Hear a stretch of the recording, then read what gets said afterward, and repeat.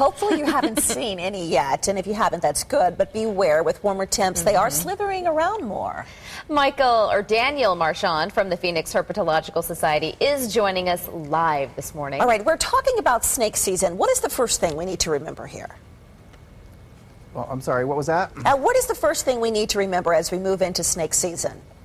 Oh, you just need to be very aware that they are out this time of year. The weather's beautiful out there in Arizona, and they are out in force. I mean, we're getting lots of calls every day, and you need to, if you're hiking, you need to stay on the trails, pay attention to where your hands and feet are at all times.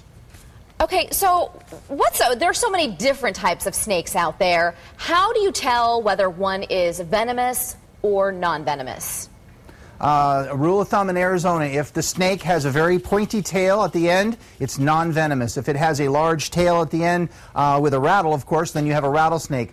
A large head on a snake will also mean that it's a rattlesnake or it's venomous, and a very narrow neck or a very smaller head will mean that it's non-venomous. Easy ways to see these things from a distance. Let's go through the do's and don'ts quickly. What should someone do if they come in contact with a snake, and what shouldn't they do? Number one is no one should try to remove a rattlesnake on their own without any experience or proper equipment. It'll get you in trouble really quickly. You can give us a call. We can come out there if it's in your yard, and we can come out and we can remove that snake. We can take it out humanely, safely. We can relocate it so it can live where it's supposed to live in the desert, not in your backyard.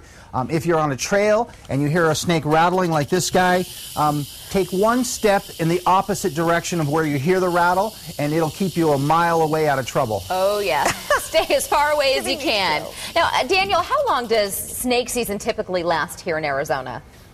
Well, in Arizona, it's all weather driven, so it's when the temperatures start. I mean, it's early springtime now. We get snake calls usually all the way up until about Halloween. October 31st is kind of where we call the cutoff date.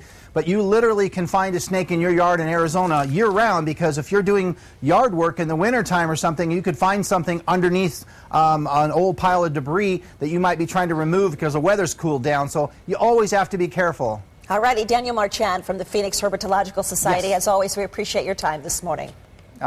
No problem.